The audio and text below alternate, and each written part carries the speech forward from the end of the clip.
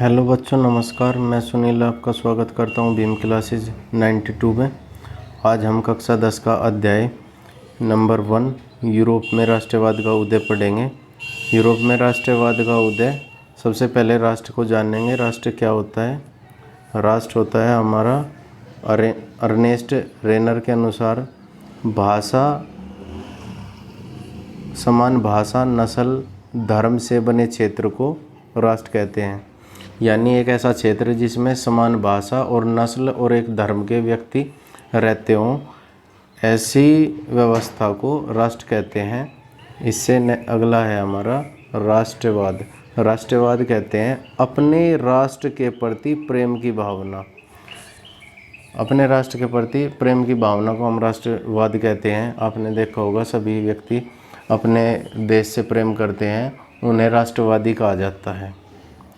Next है हमारा Napoleon. Napoleon इस लेसन में बहुत ज़्यादा मोस्ट इम्पोर्टेंट भूमिका है इसकी, तो देख लेते हैं। नेपोलियन का जन्म 15 अगस्त 1769 में हुआ था। नेपोलियन एक महान सम्राट था जिसने अपने व्यक्तित्व एवं कार्यों से पूरे यूरोप का इतिहास को प्रभावित किया। वह अपनी योग्यता से केवल 24 वर्ष की आयु में ही सेनापति बन गया था। सेनापति कहाँ का बना था? सेनापति बना था ये फ्रांस का। उसने कई युद्धों में फ्रांस की सेना को जीत दिलाई और अपार लोकप्रियता हासिल की। फिर उसने कभी पीछे मुड़कर नहीं देखा और फ्रांस का शासक बन गया। देख लो दोस्तों, ये एक छोटे से सैनिक से सेनापति और सेनापति से आगे चलकर फ्रांस का शासक बना और इसने शासन भी किया। आगे है उदारवाद। उदारवाद किसे कहते हैं? उदारवाद यानी लिबरलिज्म शब्द ये लतीनी भाषा का मूल शब्द है, लिबर पर आधारित है, जिसका अर्थ होता है स्वतंत्रता। नए मध्यम वर्ग के लिए उदारवाद का अभिप्राय था व्यक्ति के लिए आज़ादी व कानून की समक्ष समानता। यानी सभी व्यक्तियों के लिए एक जैसा कानून व्यवस्था हो, बिल्कुल समान वाली। सभी व्यक्ति उस राष्ट्र में इक्वल हो। जैसे हमारे यहाँ पे सभी व्यक्ति भारतीय है, चाहे वो किसी भी जाति, धर्म या लिंग का हो, हम अंततः सभी एक भारतीय के रूप में देखे जाते हैं। अब इसके बाद में है निरंकुशवाद। एक ऐसी सरकार या शासन व्यवस्था जिसकी सत्ता पर किसी प्रकार का कोई अंकुश या नियंत्रण नहीं होता। आपने देखा होगा उत्तर कोरिया का जो शासक है वो किसी की नहीं मानता, उस पर जो भी उसे करना होता है वो अपने आप कर देता है, उसमें कोई रोक टोक नहीं होती। तो ऐसी शासन व्यवस्था को हम निरंकुश शासन व्यवस्था कहते हैं।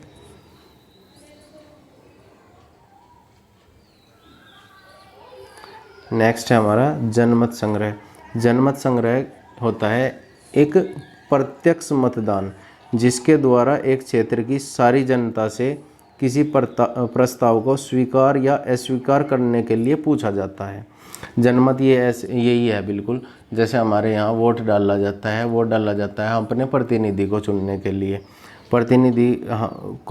लिए, यानी उसमें हमारी फ्रीडम होती है, हम किसको चुनना चाहते हैं और किसको नहीं चुनना चाहते। ऐसे कोई प्रस्ताव होता है उसको हम स्वीकार कर रहे हैं या स्वीकार नहीं कर रहे हैं, इसलिए जनमत डाला जाता है, यानी उनकी राय ली जाती है।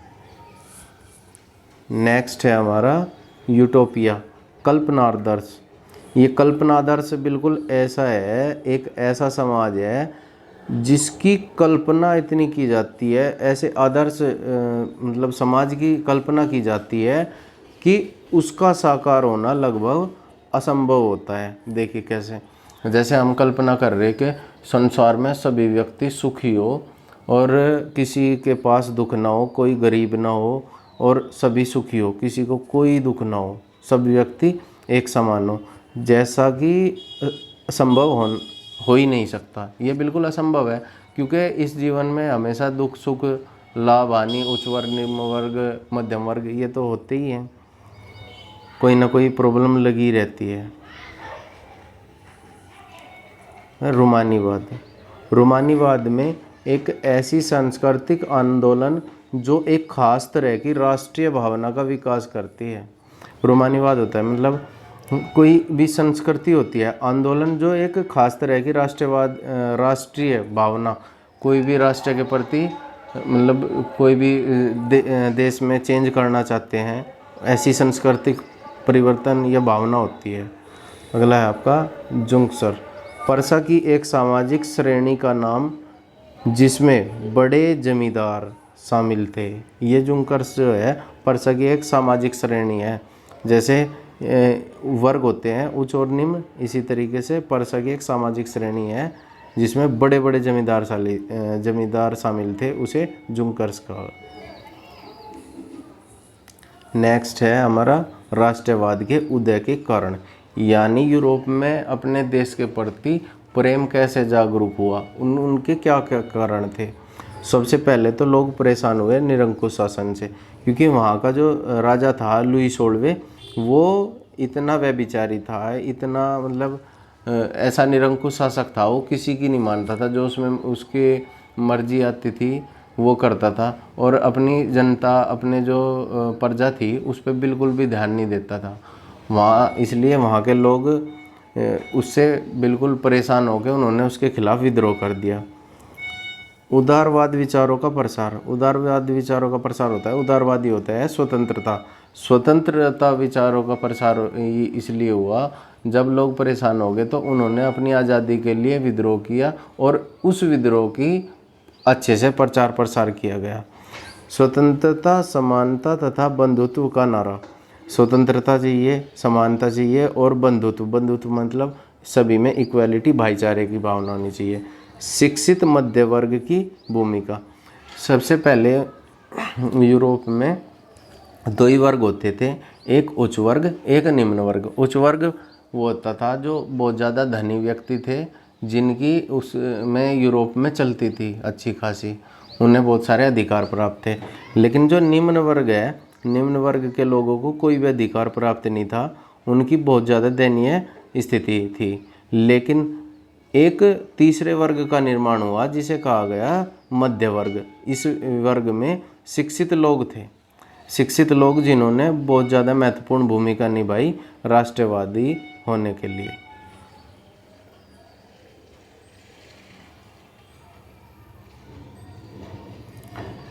यूरोप में राष्ट्रवाद का क्रमिक विकास कैसे कैसे हुआ ये देख लेते हैं। सबसे पहले हुई यहाँ पे फ्रांस की क्रांति। फ्रांस की क्रांति मोस्ट इम्पोर्टेंट रोल अदा करती है यूरोप में राष्ट्रवाद के लिए। फिर नागरिक संहिता आया, नागरिक संहिता को लाने वाला था नेपोलियन बोनापार्ट। उसके बाद में वियना की संधि हुई, उदारवादियों की क्रांति हुई, जर्मनी का एकीकरण हुआ और इटली का एकीकरण। अब आगे हम इन सभी को डिटेल में देखेंगे। यूरोप में राष्ट्रवाद का निर्माण कैसे हुआ। किसी भी राष्ट्र के निर्माण के लिए एक सामूहिक पहचान, सांस्कृतिक परंपरा का समान होना अनिवार्य है। यूरोप में अलग अलग भाषा, अलग अलग समाज जैसे हंसबर्ग साम्राज्य, लोग जर्मनी, अंग्रेजी, फ्रेंच, इटली आदि अलग अलग भाषाएं बोलते थे।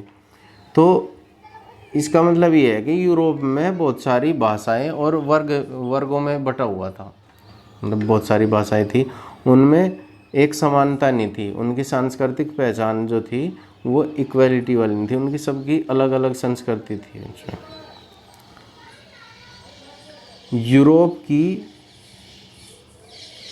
यूरोपीय समाज की संरचना 19वीं शताब्दी से पहले, 19वीं शताब्दी से पहले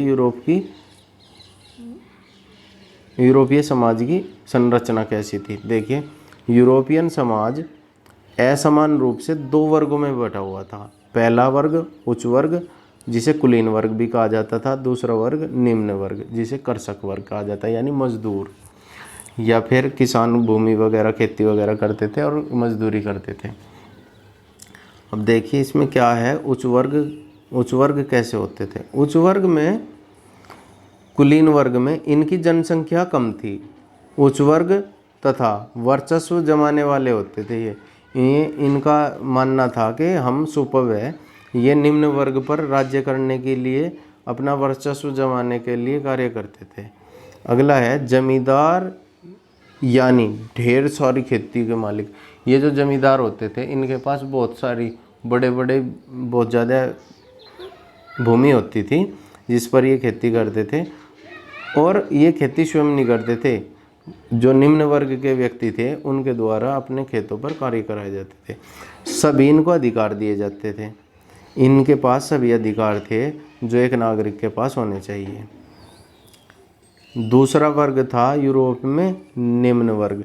इनकी जनसंख्या अधिक थी लेकिन इनके पास में संसाधन बहुत कम थे, संसाधन इतने नहीं थे।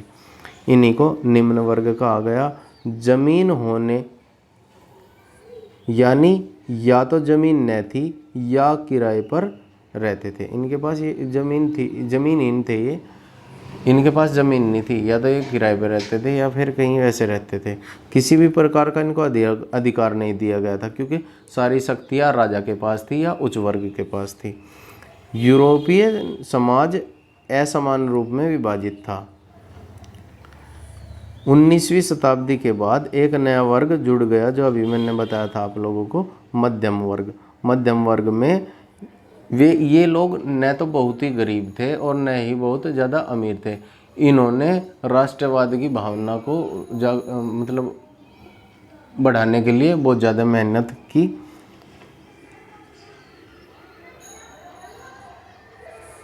नया वर्ग, इसमें पढ़े लिखे लोग थे जैसे डॉक्टर, इंजीनियर, डॉक्टर, शिक्षक, उद्योगपति, व्यापारी आदि। पढ़े लिखे होने के नाते उन्होंने एक समान कानून की मांग की, यानी उदारवादी राष्ट्रवादी, जिसमें सभी व्यक्तियों को एक समान अधिकार दिए जाएं। उदारवादी राष्ट्रवाद। इस उदारवादी राष्ट्रवाद के चलते राष्ट्रवाद का विचार सब जगह फैलने लगा। एक विचार है जो फैलने लगा। इसी की वजह से 1789 में फ्रांस की क्रांति हुई, क्योंकि जब विचार फैलने लगे कि सबको इक्वालिटी चाहिए, सबको समान अधिकार चाहिए, सभी व्यक्ति समान हो, ऐसे समाज का निर्माण होना चाहिए। तो इसी के कारण आगे चलकर 1789 में फ्रांस की क्रांति हमें देखने को मिली। इससे एक राज्य के अंदर जो भी नियंत्रण चीज़ों तथा पूंजी के आगमन पर था, जो भी नियंत्रण था उसे खत्म कर दिया गया, लेकिन अलग अलग राज्यों के बीच के नियंत्रण यानी सीमा शुल्क को ख़त्म नहीं कर पाए। बहुत सारी चेंजिंग तो आई लेकिन जो सीमा शुल्क था अलग अलग राज्यों में उसे नहीं ख़त्म कर पाए। इसके लिए एक संगठन बनाया गया जिसका नाम था जोलबेराइन।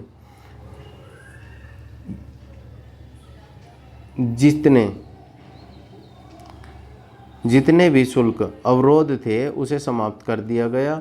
मुद्राओं की संख्या 2 कर दी गई। इससे पहले मुद्राएं थी 30 प्रकार की, 30 मुद्राएं थी। नेपोलियन के समय केवल पुरुष जिनके पास धन था वही वोट दे सकते थे, यानी अपना मत, जो वोट डालने का अधिकार था वो केवल पुरुषों को, और पुरुष भी कौन, जो धनी व्यक्ति थे।